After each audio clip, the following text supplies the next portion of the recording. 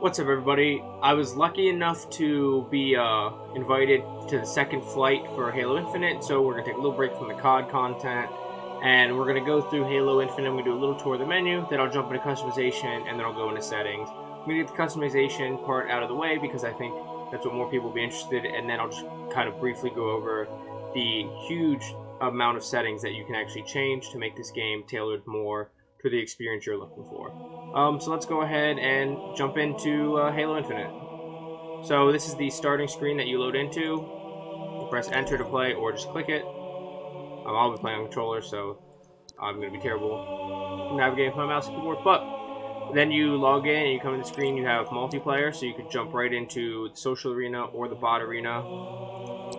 You have the academy here where you can do weapon drills, you can do training modes, and fight against just bots. And from there, on the home screen, you have your news here, like you do in most games. You have your customization, your shop menu, and your battle pass. If you click here, you can see both battle pass and challenges. You'll have daily and weekly challenges to complete for XP rewards, and that's what they said they're going to do the XP based off of. Leveling up your battle pass. Leveling up your battle pass will be challenges instead of like match XP. At least in the beta, they give you the Halo store points to buy the battle pass, and the beta battle pass includes up to 30 tiers, which give you color customization, different armor pieces, different visors, double XP tokens, and challenge swap tokens, so you can change out the challenges if you'd like. You can also go to your challenges here, and it shows you your daily, and then it shows you your weekly, and the amount of XP you get for them, the time you have left. And I'm not actually sure what the capstone is. When you click capstone, it says complete this challenge to earn its reward. Complete all weekly challenges to unlock this challenge. Change your weekly challenges by using challenge swaps. And then you can go to the shop here. And like I said, they actually gave you points. I went ahead and spent all the points. And right now you have the Glasshound collection, the Maltese Mayhem collection, this helmet and attachment. You can buy the XPs and challenge swaps. This armor coating, and then normally you'd be able to buy credits, but because it's just attached, you can't actually buy credits. From that, we have the vast customization menu. You start off with customization in the armor hall, where you have your Spartan. You can change the color scheme. Unfortunately, you can't customize every piece like you want, but they do have some pretty cool ones that you can unlock through the battle pass, and you'll be able to unlock through the store. From there, you can change your helmet. And so you can see it let me equip that one. And you can also change your visor when you have visors unlocked. Right now I just have this one unlocked, so I'll go ahead and equip that. You can change chest pieces when you have them unlocked. You can change shoulder pieces when you have them unlocked. Sorry, normally I would mute music, but I just love the Halo music too much, so hopefully you can hear me well over the music. And then other shoulder pieces. You'll be able to get hand pieces, wrist pieces for the whatever's on for the buckler on your wrist, your utility belts, and then your UA type S, which is your knee pads, you can change as well.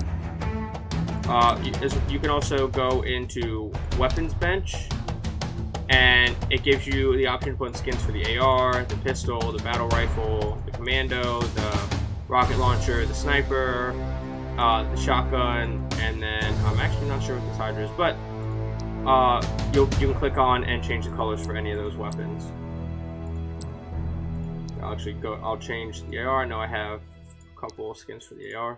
And you go to equip that, and now this is what your AR will look like in game whenever you have yours, or you pick up another one. From there, you can also go into your vehicle bay. In the beta, there is no vehicle skins, but you can see you'll be able to change the skin for the Warthog, the Mongoose, the Scorpion tank, the Wasp plane, the Razorback Warthog, the modified Warthog carrier, and the Gun Goose, as well as the Rocket Hog, or for us old school players, the Gauss Hog. Normally you'd have the colors and such, but we don't have anything extra because this is just the flight test instead of the full version, but in the full version we'll be getting more options. And then the cool part is body and AI. You can change body if you notice the waist goes skinnier. or no, you can change your waist size, more customized what you are more like in real life. You can change prosthetics or prostheses on your arms.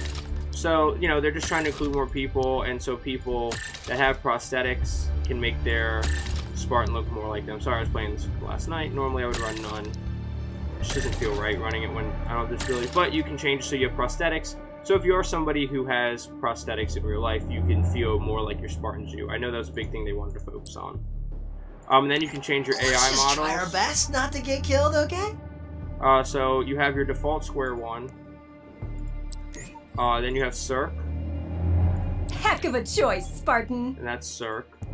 Then you have Fret. Come on, Fret. Look, I'll be honest. I'm kind of new. And then you have Lumu, who's probably my favorite. Let's do some damage. Actually, you know, let's go Fret. Like Fret. See? He loves the music just like we do.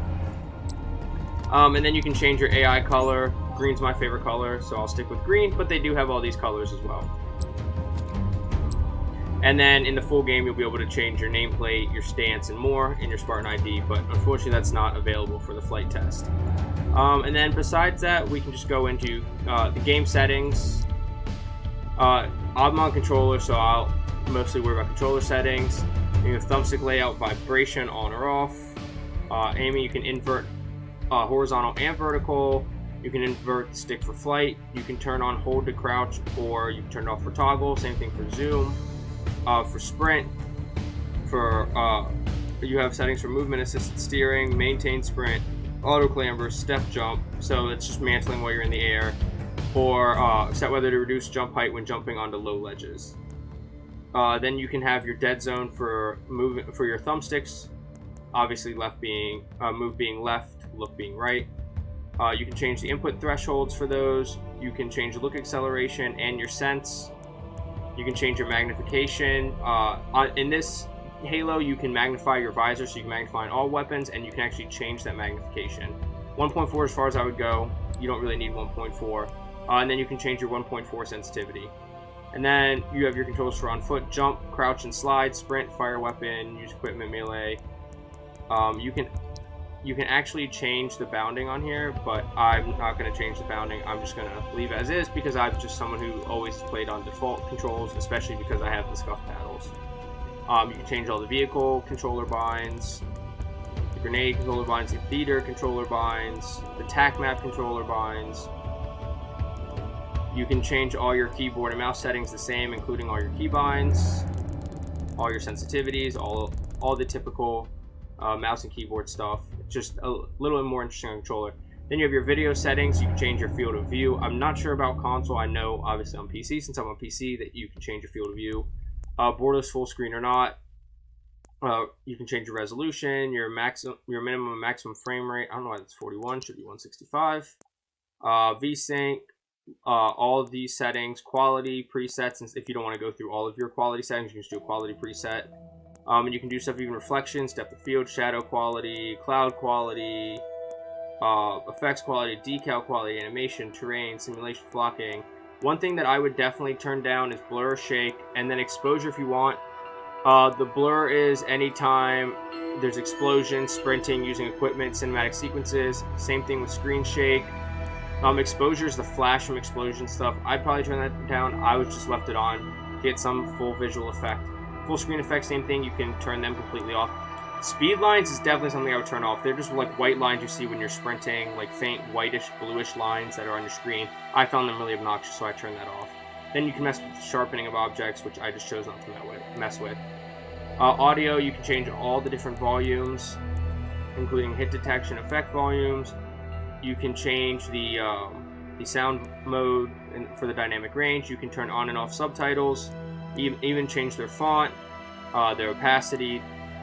There's a lot of things that you can change. You can change voice input, your chat mode, your chat volume, your Spartan chatter, like it'll say like enemy down, Spartan down, whatever. And then you can change UI. You can turn on and off the HUD, which is nice, especially if you used to make machinima and you want to do it again. You You can change the opacity of the HUD. You can turn on and off tips and tutorials, text chat, the different things related to text chat. You can turn on and off FPS counter, which I actually put on. You can change the enemy UI color. There's an outline around all the enemies because everybody can be their own color and it doesn't change for teams. So you can change the outline between friendlies and enemies, as well as your fire team marker. You can show enemy and friendly names and fire team names if you'd like. You can choose whether to show gamer tag or service tag for people. And then there's the different UI visual effects that you can turn on and off. Theater, you can turn on and off timeline and controls. Weapons, you can change offsets on weapons. It's all sorts of different settings. And then they have accessibility with visual language and UI settings, as well as subtitles, visual settings is in accessibility, as well as UI, which is actually interesting. It's almost the exact same menu. And so those are all the settings. There's definitely a great depth of settings in this game.